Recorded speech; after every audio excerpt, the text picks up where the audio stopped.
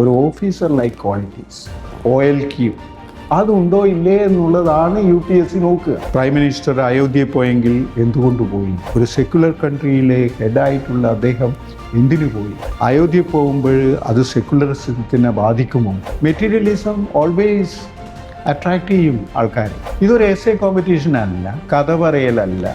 ധോൾപൂർ ഹൗസിൽ നിന്ന് റൂം തുറന്ന് അകത്ത് കയറുമ്പോൾ തന്നെ can we make A impact.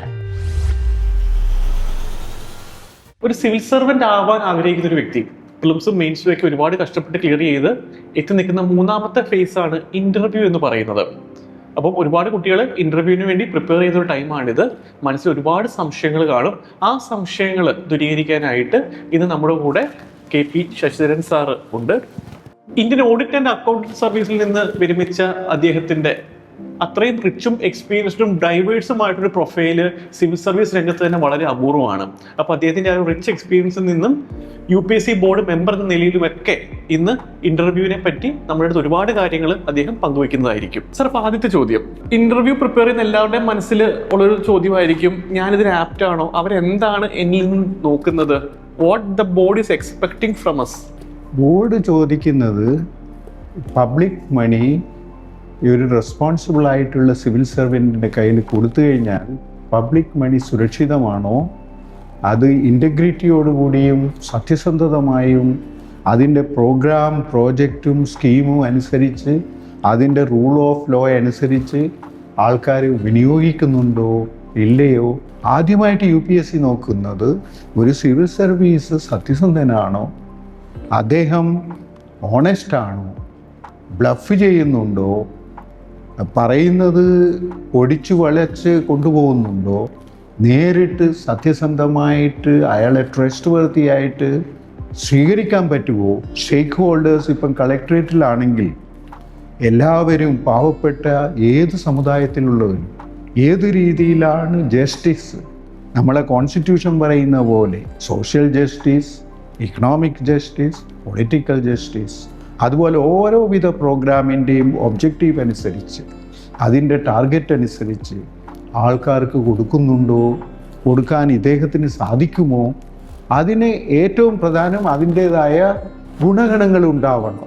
Characteristics, qualities, IASൻ്റെ ക്വാളിറ്റീസ്, സിവിൽ സർവീസിൻ്റെ ക്വാളിറ്റീസ്, ഒരു ഓഫീസർ ലൈക്ക് ക്വാളിറ്റീസ് OLQ അതുണ്ടോ ഇല്ലേ എന്നുള്ളതാണ് UPSC നോക്കുക. OLQവിൽ ഏറ്റവും പ്രധാനം officer like qualities. Whether in IFSലായാലും IASലായാലും ഏത് സർവീസിലായാലും ഓഫീസർ ലൈക്ക് ക്വാളിറ്റീസ് വേണം. അത് ബ്യൂറോക്രസീൻ്റെ ക്വാളിറ്റി എന്താ? നിയമം അനുസരിച്ച് ജോലി ചെയ്യും, അത് ശരി. പക്ഷെ നിയമം അനുസരിച്ചാലും കമ്പാഷൻ വേണം. ആൾക്കാർക്ക് ഗുണങ്ങൾ ചെയ്യണം. നിയമമായിട്ടാണെങ്കിലും നിയമത്തിന് ഉപയോഗിക്കുമ്പോൾ അതിനനുസരിച്ചുള്ള രീതിയിലുള്ള ഫ്ലെക്സിബിലിറ്റിയും വേണ്ടി വരും. അതൊക്കെ UPSCൻ്റെ ഇൻ്റർവ്യൂവിൽ നോക്കും. Okay sir. സാർ, അപ്പം മെയിൻസിന്റെ റിസൾട്ട് ഇപ്പോൾ വന്നിട്ടുണ്ട്. അപ്പം മാക്സിമം ഒരു കാൻഡിഡേറ്റിന് കിട്ടുന്നത് അറൗണ്ട് ഒരു 1 month ആയിരിക്കും. അപ്പൊ സാർ ഈ പറഞ്ഞ ക്വാളിറ്റീസ് ബോർഡിന്റെ മുന്നിൽ പ്രൊജക്റ്റ് ചെയ്യാനായിട്ട് ഈ ഒരു 1 month എന്തൊക്കെയാണ് ഒരു കാൻഡിഡേറ്റ് നോക്കേണ്ടത്? എന്തൊക്കെയാണ് പുള്ളി ചെയ്യേണ്ടത്? ഓഫീസർ ലൈക്ക് ക്വാളിറ്റീസ് എന്ന് പറഞ്ഞാൽ സത്യസന്ധത. നമ്മൾ ചെറുപ്പം തൊട്ട് as a child onwards we are groomed in that way, not to steal, not to talk straight, not to manipulate people, don't play with emotions of people. അതൊക്കെ നമ്മളിപ്പോൾ പണ്ട് മുതലേ ചെയ്യുന്ന കാര്യങ്ങളാണ്.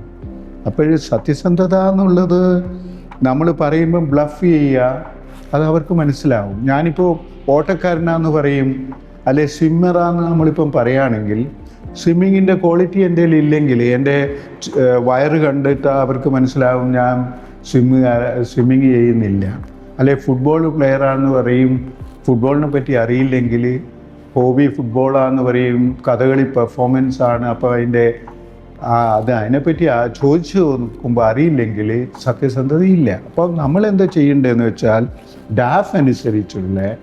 ഡാഫാണ് നമ്മുടെ കാര്യം. ഡാഫാണ് ബൈബിളായിട്ടുള്ളത് UPSCൻ്റെ ബോർഡ് ചെയർമാൻ്റെ അടുത്തുണ്ടാകുക.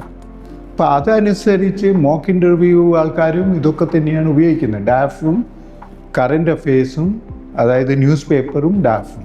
ഇപ്പം പ്രധാനമായ വാർത്തകൾ നാഷണലായാലും ഇൻ്റർനാഷണലും ഡാഫുമായിട്ട് റിലേറ്റ് ചെയ്യാം.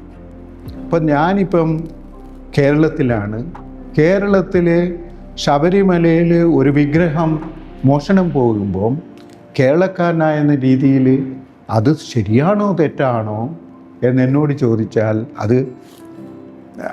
അതിൽ നിന്ന് എൻ്റെ സത്യസന്ധത മനസ്സിലാവും. ഞാൻ റാഷണലാണോ അല്ലേ, സയൻറ്റിഫിക്കായിട്ട് തിങ്ക് ചെയ്യുന്നുണ്ടോ, ബയസ്ഡാണോ, ജാതിമത കാര്യങ്ങളിൽ ഒരുപക്ഷെ ബയസായിട്ട് ഇപ്പം ഒരു സാധു പാവപ്പെട്ട ഒരാൾ വന്ന് ചോദിക്കുമ്പോൾ അത് കൊടുക്കാതിരിക്കുക, അല്ലെ പണക്കാരനോടുമായിട്ട് ഒരു സഖ്യമുണ്ടാക്കുക, അങ്ങനെയൊക്കെ ചെയ്യുന്നുണ്ടെങ്കിൽ ക്വസ്റ്റ്യൻ ആൻസർ എന്ന് മനസ്സിലാവും. അപ്പോൾ നമുക്ക് ചെയ്യാനുള്ളത്, നമ്മൾ സത്യസന്ധത എന്നുള്ളത് it should be part of our personality. അതിപ്പോൾ കൾട്ടിവേറ്റ് ചെയ്യുക, it has to be cultivated from the very beginning, from the school itself. He should be straightforward. He should be simple. He should be to the point, not talking endless stories, story making.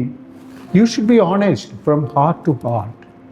അപ്പം അതിന് പ്രത്യേകിച്ച് quality ഡാഫ് പഠിക്കുക, ഡാഫിനെ പറ്റിയിട്ട് internalise ചെയ്യുക, ഡാഫ് അനുസരിച്ച് എല്ലാവിധ related ആയിട്ടുള്ള ഇവൻറ്റുകളും നമ്മൾ അതിനെപ്പറ്റി മനസ്സിലാക്കി അതുപോലെ തന്നെ റീഓറിയൻറ്റ് ചെയ്യുക. അപ്പം പ്രൈം മിനിസ്റ്റർ അയോധ്യയിൽ പോയെങ്കിൽ എന്തുകൊണ്ട് പോയി? ഒരു സെക്യുലർ കൺട്രിയിലെ ഹെഡായിട്ടുള്ള അദ്ദേഹം എന്തിനു പോയി? അദ്ദേഹം അയോധ്യയിൽ പോകുമ്പോൾ അത് സെക്യുലറിസത്തിനെ ബാധിക്കുമോ? അദ്ദേഹം ഫ്ലാഗ് ഹോയിസ്റ്റ് ചെയ്ത് രാം രാം എന്ന് പറയുന്നത് നമുക്ക് അക്സെപ്റ്റ് ചെയ്യാൻ പറ്റുമോ എന്നൊക്കെ ചോദിച്ചു കഴിഞ്ഞാൽ സത്യസന്ധമായിട്ട് എങ്ങനെ നമ്മൾ അതിനെ കാണും? അതാണ് ഇൻ്റർവ്യൂവിൽ നോക്കുക. നമ്മളെ വ്യക്തിത്വത്തിൻ്റെ ഒരു ഭാഗം നമ്മൾ പറയുമ്പോൾ തന്നെ മനസ്സിലായിപ്പോകും. അപ്പോൾ ആവശ്യമില്ലാത്തത് പറയാതിരിക്കുകയും മിനിമം വേർഡ്സിൽ വളരെ സത്യസന്ധമായി കൃത്യമായ രീതിയിൽ സംസാരിക്കുകയും ബോർഡ് മെമ്പറിനെ നോക്കി അവരുടെ പ്രതികരണം മനസ്സിലാക്കി എപ്പോഴും സ്റ്റോപ്പ് ചെയ്യണം, എത്രമാത്രം പറയണം എന്നൊക്കെ അറിയണം. സിവിൽ സർവീസ് ഇന്റർവ്യൂ എങ്ങനെ പ്രിപ്പയർ ചെയ്യണം എന്ന് ആലോചിക്കുമ്പോൾ കുട്ടികൾ യൂഷ്വലി ഒരു ദിലമ അവർക്ക് വരാറുണ്ട്. Whether it's A test of knowledge. നമ്മൾ ഡാഫ് എടുക്കുന്നു, കറണ്ട് അഫയേഴ്സ് പഠിക്കുന്നു, മാക്സിമം ക്വസ്റ്റ്യൻസ് നമ്മൾ പ്രിപ്പയർ ചെയ്യുന്നു. ഇല്ലെങ്കിൽ if it's test of personality, നമ്മൾ സ്വയം ഗ്രൂം ചെയ്യുന്നു, നമ്മൾ നന്നായിട്ട് കോൺവേഴ്സ് ചെയ്ത് നമ്മുടെ ഇംഗ്ലീഷിലെ ഫ്ലുവൻസി നന്നാക്കുന്നു. അപ്പോൾ ഏതിനാണ് നമ്മൾ ഫോക്കസ് ചെയ്യേണ്ടത്? നമ്മൾ ഫോക്കസ് ചെയ്യേണ്ടത് DAF of course. DAF is the most important thing to focus. ഡാഫും കറണ്ട് അഫയേഴ്സും ആണ് പ്രധാനമായിട്ട് വരിക. കറണ്ട് അഫയേഴ്സും ഡാഫും നമ്മളെ ഒബ്സർവേഷൻ പവറും വിൽ പവർ, സത്യസന്ധത, കമ്മിറ്റ്മെൻറ്റ്, കമ്പാഷൻ അതൊക്കെയാണ് ടെസ്റ്റ് ചെയ്യുക.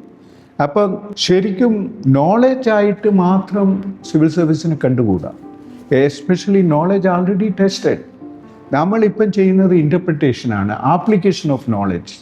അപ്പോൾ നോളജ് എങ്ങനെ അപ്ലൈ ചെയ്യും ഓരോ സിറ്റുവേഷനിലും, അതാണ് നമ്മൾ നോക്കുന്നത്. നമ്മളിപ്പം ഒരു ഐഫോൺ എടുത്തിട്ട് iOS-ഉം ആൻഡ്രോയിഡും തമ്മിലുള്ള ഡിഫറൻസ് ചോദിക്കുമ്പോൾ ഇദ്ദേഹം പഠിച്ച ആപ്ലിക്കേഷനാണ് ചോദിക്കുന്നത്, അല്ലാതെ Android electronics as such is not asked. ഇപ്പം നമ്മൾ സ്പേസിൽ സാറ്റലൈറ്റ് കൊണ്ടുപോകുന്ന ഏത് ന്യൂട്ടൻ്റെ ലോ ആണെന്ന് ചോദിക്കുമ്പോൾ അദ്ദേഹത്തിന് അറിയില്ലെങ്കിൽ അത് നോളജ് എന്ന് പറഞ്ഞാൽ ആപ്ലിക്കേഷൻ ഓഫ് നോളജ്. നമ്മൾ എല്ലാ പുസ്തകവും വായിച്ചു കഴിഞ്ഞു, ഖസാക്കിൻ്റെ ഇതിഹാസം വായിച്ചു കഴിഞ്ഞു.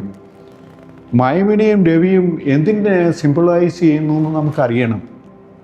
അതിപ്പോൾ ഏത് രീതിയിലും ഈ മോഡേൺ ആയിട്ടുള്ള ഒരു യുവാവിന് എങ്ങനെയാവുന്നു എന്ന് നമുക്കറിയെങ്കിൽ എല്ലാം വായിച്ചു കഴിഞ്ഞതിന് സുഗതകുമാരീൻ്റെ കവിത വായിച്ചു, അല്ലെങ്കിൽ MT വാസുദേവൻ നായരുടെ നോവൽ വായിച്ചു, അല്ലെങ്കിൽ M. നോവൽ വായിച്ചു, കാക്കനാടിൻ്റെ കഥ വായിച്ചു. എന്താണ് ഫൈനലി 10 കൊല്ലം വായിച്ച മുമ്പാണെങ്കിലും നമ്മളെ മനസ്സിൽ എന്താണ് വരുന്നത്? കുറേ സോഷ്യോളജി പഠിച്ചു, സുവോളജി പഠിച്ചു, എന്താണ് ഫൈനലി വരുന്നത്? അതിനെങ്ങനെയാണ് നമ്മൾ വ്യൂ ചെയ്യുന്നത്, അല്ലെങ്കിൽ അതിനെ എങ്ങനെയാണ് നമ്മൾ ഇൻ്റർപ്രറ്റ് ചെയ്ത് ഇന്നുള്ള കാര്യങ്ങൾ കാണുന്നത്? അങ്ങനെയാണ് അതിൻ്റെ കാര്യം. അപ്ലൈഡ് നോളജാണ് important. Just knowledge will not do. അപ്പോൾ എന്താ ചെയ്യേണ്ടത്? അനാലിറ്റിക്കൽ പവർ വേണം. എന്തിനു പോയി, എവിടെ പോയി, എപ്പോഴും പോയി, എന്തു ചെയ്തു, എങ്ങനെ ചെയ്തു, അതിൻ്റെ എവിഡൻസ് എന്താണ് ശബരിമലയിൽ കള്ളൻ കയറിയോ? എവിഡൻസ് ഉണ്ടോ? എപ്പോഴും കയറി? ആരായിരുന്നു തന്ത്രി? ആരൊക്കെയായിരുന്നു അവിടെ ഉണ്ടായിരുന്നത്? അങ്ങനെയുള്ള ഒരു അനാലിറ്റിക്കൽ ക്വസ്റ്റ്യനാണ് നമ്മൾ വായിക്കുമ്പോൾ വേണ്ടത്. ഇപ്പം ഡാഫ് പ്രിപ്പയർ ചെയ്യുമ്പം അനാലിറ്റിക്കൽ ക്വസ്റ്റ്യൻ കൊണ്ട് ഡാഫിന് പോസിബിളായിട്ടുള്ള ഒരു 50 or 100 ക്വസ്റ്റ്യൻ, കുറേ ചെറിയ ബ്രീഫ് നോട്ടുകൾ 2, 3, 4 സെൻറ്റൻസായിട്ട് ഏത് ക്വസ്റ്റ്യൻ എങ്ങനെ വളച്ചൊടിച്ച് വന്നാലും സബ് ക്വസ്റ്റ്യൻ വന്നാലും നമുക്ക് ആൻസർ ചെയ്യുന്ന രീതിയിൽ നമ്മൾ പ്രിപ്പയർ ചെയ്യണം. ഒരു ഇന്റർവ്യൂവിൽ കാൻഡിഡേറ്റിന്റെ ഭാഗത്തുനിന്ന് സംഭവിക്കാവുന്ന കോമൺ മിസ്റ്റേക്സ് എന്തൊക്കെയാണ് സാറിന് പറയാമോ? നമ്മളെ മലയാളികൾക്ക് ഒരുപാട് കാര്യങ്ങൾ പറയാനുണ്ട്, ഒരുപാട് അറിയുകയും ചെയ്യാം. അപ്പോൾ മലയാളികളെ സംബന്ധിച്ച് അറിവ് കൂടുതലും വളരെ വേഗത്തിൽ പറയുകയും കുറേ കാര്യങ്ങൾ പറയുകയും അന്ന് അവർ അതിൻ്റെ നോളജ് കാണിക്കാനുള്ള ഇതൊരു എസ്സേ കോമ്പറ്റീഷൻ അല്ല, കഥ പറയലല്ല, ഇതൊരു കോൺവെർസേഷനാണ്. പക്ഷേ ഫോർമൽ കോൺവെർസേഷൻ. നമ്മൾ പറയുന്ന ഓരോ വാക്കും 10 കണ്ണുകളും 10 ആൾക്കാരും വളരെ വയസ്സായിട്ടുള്ള ബുദ്ധിമാന്മാർ കേൾക്കുന്നുണ്ട്, വളരെ വിദഗ്ധന്മാർ. അപ്പോൾ നമ്മളെ അസസ് ചെയ്യാണ്. അപ്പോൾ കോമൺ മിസ്റ്റേക്ക് വരുന്നത് ആദ്യമായിട്ട് കയറുമ്പോൾ നമ്മൾ ഇൻ്റർവ്യൂ ധോൾപൂർ ഹൗസിൽ നിന്ന് റൂം തുറന്ന് അകത്ത് കയറുമ്പോൾ തന്നെ can we make A impact? നമ്മൾ എങ്ങനെ ഒരു പോസിറ്റീവായിട്ടുള്ള ഇമ്പാക്റ്റ് ഉണ്ടാക്കണം? ഒരു സിനിമാ നടൻ ആദ്യമായിട്ട് മോഹൻലാലിനെ സിനിമയിൽ കൊണ്ടുവരുമ്പോൾ അല്ലെങ്കിൽ സിനിമയിൽ തുടങ്ങുമ്പോൾ വരുമ്പോൾ വളരെ ഫോക്കസ് ചെയ്യുന്നത് എങ്ങനെയാണ്, അതുപോലെയാണ് നമ്മൾ മൈൻഡ്ഫുള്ളായിട്ട് വർക്ക് ചെയ്യണം. അതിൻ്റെ അർത്ഥം കോൺഫിഡൻസ് വേണ്ടാതെയല്ല. നല്ല കോൺഫിഡൻസ് വേണം, അരഗൻസ് പാടില്ല, ഓവർ കോൺഫിഡൻസ് പാടില്ല, അണ്ടർ കോൺഫിഡൻസ് പാടില്ല. ഒരു മധുരമായ സ്മൈല്, പുച്ഛമായ രീതിയിലല്ല, ഒരു സുന്ദരമായ സ്മൈൽ, ഏറ്റവും ബെസ്റ്റായിട്ടുള്ള സ്മൈൽ, ബെസ്റ്റായ formal dress and walk with confidence. അങ്ങനെ വരുമ്പോൾ അതൊരു വലിയ പ്രധാനമാണ്. ഗ്രീറ്റ് ചെയ്യാൻ അറിയണം, നന്നായി ഗ്രീറ്റ് ചെയ്യണം. മോക്ക് ഇൻ്റർവ്യൂവിലൊക്കെ ഇതൊക്കെ പറയുന്നുണ്ട്. ഗ്രീറ്റ് ചെയ്യാൻ നമ്മൾ അതിനെപ്പറ്റി അധികം പറയുന്നില്ല. പറയാതെ തന്നെ ഇരിക്കാൻ പാടില്ല. ചിലർ ഇതൊക്കെ ചെയ്യും. പിന്നെ എല്ലാവരെയും നമസ്തേ സർ, കൈ ഫോൾഡ് ചെയ്യും, അതിൻ്റെ ഒന്നും ആവശ്യമില്ല. ഒരു IAS ഓഫീസർ എങ്ങനെ ഹാൻഡിൽ ചെയ്യും? ഓരോ ഓഫീസറും ഇൻ്റർവ്യൂവിന് വിളിച്ചവരെല്ലാം അവർ വിചാരിക്കേണ്ടത് ഞാൻ IAS ഓഫീസർ ആയി എന്ന് തന്നെ. അപ്പോൾ ഈ കൺഫ്യൂഷൻ വരില്ല. ഒരു IAS ഓഫീസർ എങ്ങനെയാണ് പോകുന്നത്, ഫോർമലായിട്ട് എങ്ങനെയാണ് അഡ്രസ്സ് ചെയ്യുന്നത്, എങ്ങനെ കോൺഫിഡൻസ് ആയിട്ട് പോകുന്നു, ഓവർ കോൺഫിഡൻസ് അല്ല, സീനിയർ ഓഫീസേഴ്സിൻ്റെ അടുത്ത് പോവുകയാണ്. അപ്പോൾ ആ രീതിയിൽ സമീപിക്കുകയാണെങ്കിൽ നമ്മൾ ആവശ്യമില്ലാതെ ഫോൾഡ് ചെയ്യാനും തൊഴാനും തലകുനിക്കാനും ഒന്നും ആവശ്യമില്ല. ശരിക്കും നേരെ നിന്ന് കൈകൾ 2 സ്ഥലത്തും ആക്കിയിട്ട് മധുരമായ ഒരു നല്ല എക്സ്പ്രഷനാക്കി വളരെ കോൺഫിഡൻസായി നടന്നു വരികയും എല്ലാവരെയും ഗ്രീറ്റ് ചെയ്തതിന് ശേഷം അവർ പറയുമ്പോൾ ഇരിക്കുക. അതിനുശേഷം റഡാറ് പോലെ എല്ലാവരെയും നോക്കേണ്ട കാര്യമില്ല. ചോദിക്കുന്ന ആളെ നോക്കുക, അവരെ ശരിക്കും ലിസൺ ചെയ്യുക. പലതവണയും ലിസൺ ചെയ്യില്ല. എന്തെങ്കിലും ചോദ്യം കേൾക്കുമ്പോൾ ഉടനെ തുള്ളി അതും ഇതൊക്കെ അങ്ങ് പറയാൻ തുടങ്ങും. അതിൻ്റെ ആവശ്യമില്ല. മുഴുവനായിട്ട് അദ്ദേഹം കംപ്ലീറ്റ് ചെയ്യട്ടെ. എന്നിട്ട് അത് ശരിക്കും കേട്ടിട്ട് എന്തുകൊണ്ട് ഇദ്ദേഹം എന്നെ ഈ ചോദ്യം ചോദിച്ചു, വളരെ സിമ്പിളായിട്ടുള്ള ചോദ്യം ചോദിച്ചത് എന്തിനാണ്, ഇപ്പം ഇതിൻ്റെ അടിയിൽ എന്തെങ്കിലും അണ്ടർലൈങ് തീമുണ്ടോ എന്ന് മനസ്സിലാക്കിയതിന് ശേഷം, സപ്പോസ് പ്രൈം മിനിസ്റ്റർ അവിടെ പോയിട്ട് അയോധ്യയിൽ പോയിട്ട് ഇത് ചെയ്ത് ഇതാണോ ശരിയാണോ തെറ്റാണോ, ഉടനെ തെറ്റാ ശരിയാ അതാണെന്നും പറഞ്ഞ് അവനെ കുറേ പ്രസംഗിക്കാൻ തുടങ്ങിയാൽ അത് പോവും. ആൻസർ ശരിയില്ല. ആദ്യമായിട്ട് you pause for a minute, you listen to him, pause for a minute, think, if you need some time you ask for it. അങ്ങനെയൊക്കെ ചെയ്ത് നമ്മൾ ശരിക്കും അനലൈസ് ചെയ്ത് വെൻ, വാട്ട്, വൈ, ഹൗ നമുക്കെങ്ങനെയാണ് ഏറ്റവും കൂടുതൽ മാർക്ക് കിട്ടുന്ന രീതിയിൽ ഈ ക്വസ്റ്റ്യന് ഉത്തരം പറയാൻ ശ്രമിക്കണം. അപ്പം നമ്മൾ ബയസാവരുത്, ഒബ്ജക്റ്റീവ് ആവണം, ഗവൺമെൻറ്റിനെ ക്രിട്ടിസൈസ് ചെയ്യരുത്. വോട്ട് ചോരിയുണ്ടോ നമുക്കറിയില്ല, നമ്മളാണ് ഇലക്ഷൻ കമ്മീഷൻ അല്ല. നമ്മൾ വായിച്ച റിപ്പോർട്ട് അനുസരിച്ച് there are certain allegations. നമ്മളെ സംബന്ധിച്ച് എന്താണ്, we have to investigate. If such a thing is there, it has to be plugged. There are allegations, that's all we know. There should not be election stealing or electoral manipulation. Election Commission should be transparent. It has been taking measures to get transparent. There may be some lacuna. That we should admit because it is reported. It is true. We can say that. But നമ്മൾ കോൺട്രവേഴ്സിയിലേക്ക് കയറരുത്, അധികം argument ചെയ്യരുത്, defend ചെയ്യരുത്. അന്നേരം നമ്മളാണ് അതിന് വിഷമം വരിക. അതാണ് ഒന്ന്. കൂടുതൽ സംസാരിക്കരുത്, നിർത്തി സംസാരിക്കണം. വളരെ വേഗത്തിൽ കുതിര പായുന്ന പോലെ, ബുള്ളറ്റ് പോകുന്ന പോലെ സംസാരിക്കാൻ തുടങ്ങിയാൽ ഇവർക്കൊന്നും മനസ്സിലാവില്ല. ഒന്നാമത്തെ അവർക്ക് കേൾക്കാനും, നമ്മളൊക്കെ വയസ്സന്മാരാകുന്നവർക്ക് കേൾക്കാൻ വിഷമാണ്. അപ്പോൾ ശരിക്ക് കേൾക്കുന്ന രീതിയിൽ, മനസ്സിലാവുന്ന രീതിയിൽ കുറച്ച് മാത്രം കാര്യങ്ങൾ, പ്രധാന കാര്യം ആദ്യമായിട്ട് നല്ല രീതിയിൽ സ്ഫുടതമായിട്ട് പറയുക. അവിടെ നിർത്തുക, മുഖത്ത് നോക്കുക. അദ്ദേഹത്തിൻ്റെ മുഖം നോക്കി നമ്മൾ ശരിക്കുള്ള പോയിൻ്റ് പറഞ്ഞു കഴിഞ്ഞാൽ അവിടെ സ്റ്റോപ്പ് ചെയ്യുക. പിന്നെ എല്ലാവരെയും നമ്മളെ ഈ നറേഷനിൽ ഇൻവോൾവ് ആക്കണം. അതിന് റഡാർ പോലെ നോക്കണ്ട. പക്ഷേ ആരൊക്കെ നമ്മളെ കഥയിൽ ഉറങ്ങാതെ നോക്കുന്നുണ്ടോ ഇല്ലയോ എന്നുള്ളത് നമ്മൾ ശ്രദ്ധിക്കണം. അവരെയൊക്കെ നമ്മളെ കഥയിലേക്ക് ശ്രദ്ധിക്കുവാൻ നമ്മളൊന്ന് കണ്ണുകൊണ്ടൊന്ന് നോക്കേണ്ടി വരും. അത് 80%, 10%, 90%, അത് നമ്മൾ പലരും പറയും. അത് 88.5 എന്നൊക്കെ പല mock interview percentage and all will say. And some നമ്മൾ ചില കാൻഡിഡേറ്റ്സ് ഒക്കെ കണ്ടിട്ട് ഇങ്ങനെ റഡാർ പോലെ ഇങ്ങനെ നോക്കും, എന്നിട്ട് പറയും എന്താണോ ഇങ്ങനെ ചെയ്യുന്നത്. അത് മറ്റേ മോക്ക് ഇൻ്റർവ്യൂവിൽ മറ്റേ സാറ് പറഞ്ഞു എന്നെ അതുപോലെ 80% അവിടെ നോക്കണം, 20% മറ്റേ ആദ്യം സ്ത്രീകളെ ഗ്രീറ്റ് ചെയ്യണം. അതും നമ്മൾ എന്തെങ്കിലും കൺഫ്യൂഷൻ ഉണ്ടെങ്കിൽ ask your brain, ask your self, am I right? Whether I should be doing like this or I shouldn't be doing like this. Which mock interview, which mentor, which person has advised me rightly? Whether he is right, other person is right, what is right?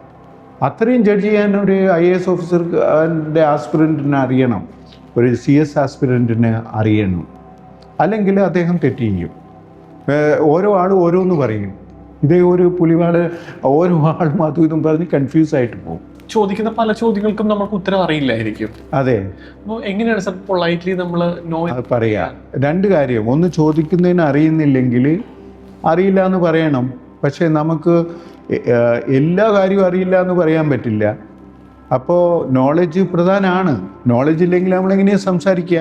Knowledge വേണം. എല്ലാ ചോദ്യങ്ങളും അറിയണ്ട, പക്ഷെ ചില കാര്യങ്ങൾ അറിയണം. അറിയാത്തത് എങ്ങനെ നമ്മൾ പറയും? നമ്മൾ പറയണം, sir that's an important area, somehow I couldn't prepare for it, I will study, thank you sir. If അങ്ങനെ അദ്ദേഹം എന്തെങ്കിലും പറഞ്ഞിട്ടുണ്ടെങ്കിൽ, sir I understand, I will study, അങ്ങനെയൊക്കെ പറയണം. Sorry, I miss this point, I couldn't learn this. Sir, I prepared this area. I am not very conversant with Mughal history. I am more comfortable with modern history. എന്നൊക്കെ പറയാം. അല്ലെങ്കിൽ MT Vasudevan Nair, sir, I am sorry, I will not be able to say.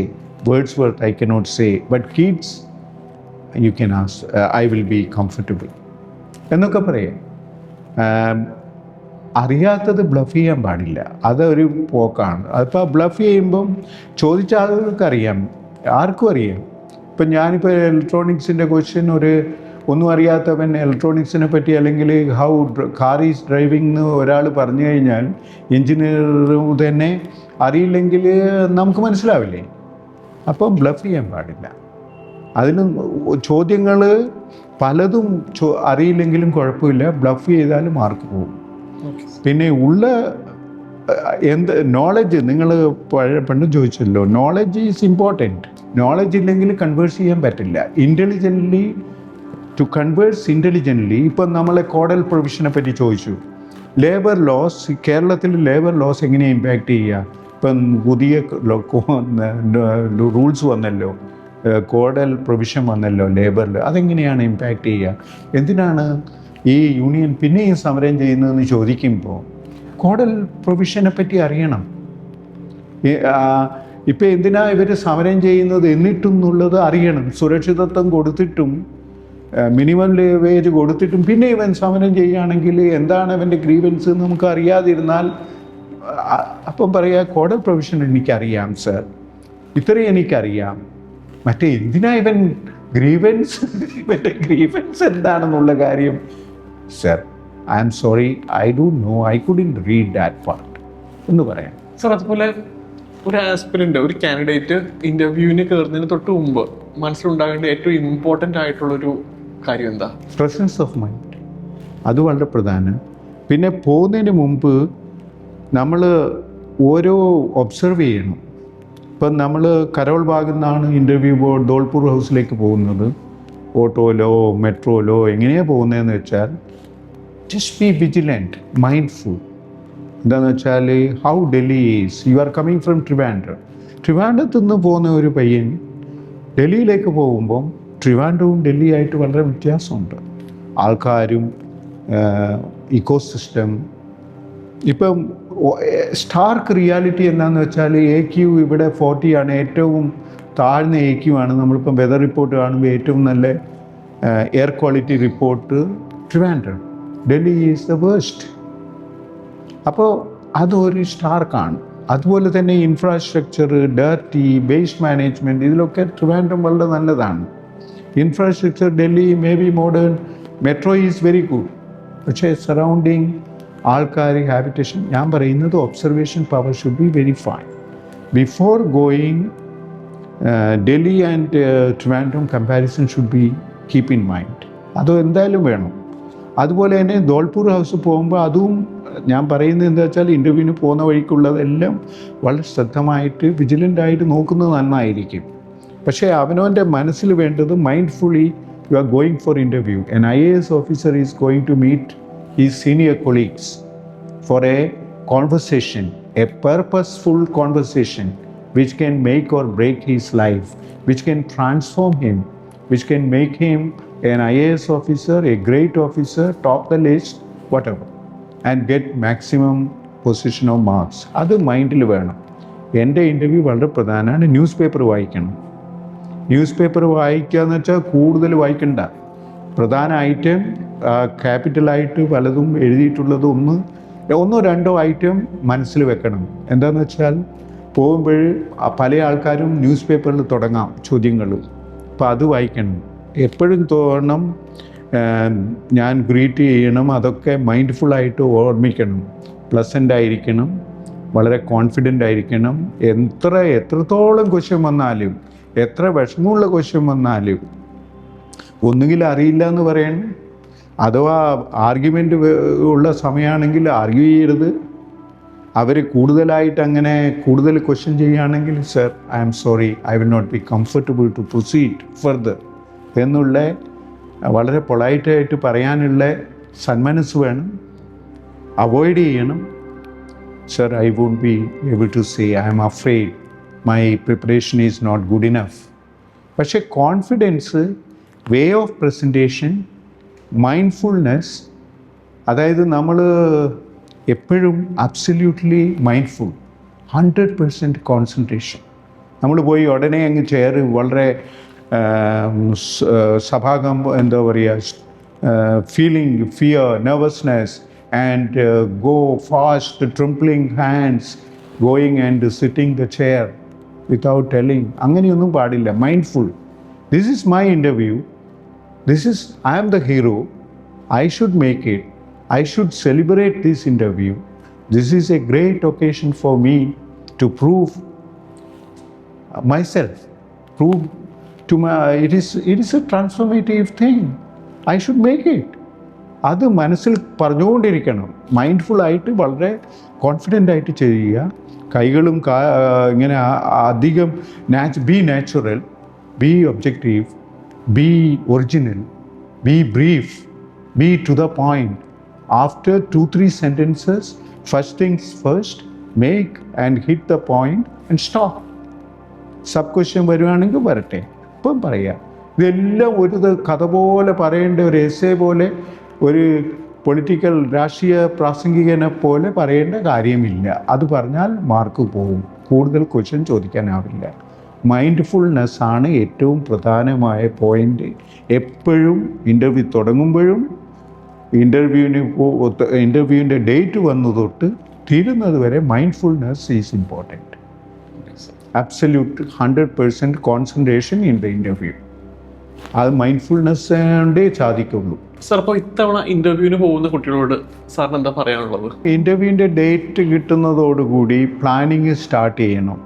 അതിനു മുമ്പ് ഏറ്റവും പ്രധാനം എന്താണെന്ന് വെച്ചാൽ, ഇൻ്റർവ്യൂവിൽ ക്വാളിഫൈ ചെയ്ത എല്ലാവരും അവരുടേതായ മെറിറ്റ് കൊണ്ടാണ് ഇൻ്റർവ്യൂവിന് ക്വാളിഫൈ ചെയ്തതെന്നും 2 ഫേസ് ആൾറെഡി നിങ്ങൾ തരണം ചെയ്തു എന്നും UPSC duty bound to interview you. So don't worry about anything. നമ്മുടേതായ ഒരു അർഹതയായ രീതിയിൽ നമുക്കുള്ള അവകാശമാണ് നമ്മളെ ഇൻ്റർവ്യൂ ചെയ്യുന്നത്. അത് മനസ്സിലാക്കുമ്പോൾ കോൺഫിഡൻസിനെ ബിൽഡ് ചെയ്യാൻ പറ്റും. കോൺഫിഡൻസ് വേണം എന്തായാലും. അങ്ങനെയുള്ള കോൺഫിഡൻസിൻ്റെ പ്രശ്നവും നെർവസ്നെസ്സും മോക്ക് ഇൻ്റർവ്യൂ ചെയ്ത് ഇല്ലാതാക്കണം. ബ്ലഫ് ചെയ്യുന്നതും നറേഷൻ്റെ ഡിഫക്റ്റും, ആദ്യമായിട്ട് എന്ത് പറയണം അല്ലെങ്കിൽ ഏത് കാര്യമാണ് ഇമ്പോർട്ടൻ്റ് ഇൻ ഇൻ്റർവ്യൂ എന്നുള്ളതും അറിയാൻ ലാസ്റ്റ് ഇൻ്റർവ്യൂവിന് മുമ്പിൽ 1-2 നല്ല മോക്ക് ഇൻ്റർവ്യൂ ചെയ്യുന്നത്, ഡൽഹിയിൽ പോയിട്ട് ചെയ്യുന്നത് നന്നായിരിക്കും. അവിടെയുള്ള UPSCയിൽ ഉണ്ടാകുന്ന ക്വസ്റ്റ്യൻസും ഒപ്പീനിയനേറ്റഡ് ക്വസ്റ്റ്യൻ ആണോ, ഏത് തീമിലാണ് അധികം ക്വസ്റ്റ്യൻ വരുന്നത് എന്നൊക്കെ മനസ്സിലാവും. എൻജിനീയറിംഗ് ക്വസ്റ്റ്യൻ വരുന്നുണ്ടോ, അധികം ന്യൂസ് പേപ്പർ ക്വസ്റ്റ്യൻ ആണോ വരുന്നത്. ഡാഫ് റിലേറ്റഡ് ക്വസ്റ്റ്യൻ ആയിരിക്കും 80%. പക്ഷേ ഡാഫ് നമ്മൾ പ്രിപ്പയർ ചെയ്യുമ്പം ഡാഫ് ക്വസ്റ്റ്യനെ ഇൻ്റർനാഷണലുമായിട്ട് ലിങ്ക് ചെയ്യണം. കേരളത്തിലെ നമ്മൾ ഡ്രഗ് അഡിക്ഷനെ പറ്റി പറയുമ്പം president Trump deals with drug addiction in Venezuela and he is fighting against Latin American countries, he stopping dum. അതും നമുക്ക് മനസ്സിലാവണം. ജോബ്ലെസ് ഗ്രോത്തിനെ പറ്റി പറയുമ്പോൾ president Trump is taking immigration policy and entire European countries are making strict measures against immigration. ഇതൊക്കെ നമുക്ക് അറിയണം. അപ്പോൾ ഇതിനെയൊക്കെ ലിങ്ക് ചെയ്യാൻ പറ്റണം. When the diplomacy fails, first diplomacy is Prime Minister and President and that level diplomacy. Then comes external affairs, ministerial level diplomacy. Then comes IFS officers, that level diplomacy. Then all these diplomacy fails. This diplomacy can also be backed by economic strength of the country. India is a 4th economic power, so India is heard. India is a very big military power, army, air force, submarine. India is very strong, so we are heard. So what I meant is that diplomacy should be backed by military diplomacy, military power and technological power, and even even cultural yoga, Vasudeva Kudumbakam, all these concepts, we should understand each of them interplay, because we are using all these things to make a better India, to safeguard our people, safeguard our territorial integrity, our sovereignty. Sovereignty is ultimate supreme decision making for the country, for the welfare of the people. That we will not allow any country, any nation to take up. That is why even North Korea is making atomic bombs and sending missiles and showing its military power to USA so that nobody should take away its sovereignty. അപ്പം ഇത്രയും നേരം നമ്മളുമായിട്ട് spend ചെയ്ത് അദ്ദേഹത്തിന്റെ ഇത്രയും വർഷത്തെ wisdoms interview പോകുന്ന കുട്ടികളുമായിട്ട് പങ്കുവച്ചതിൽ സൈലത്തിന്റെ പേരിൽ ഒരുപാട് താങ്ക്സ്. Thank you.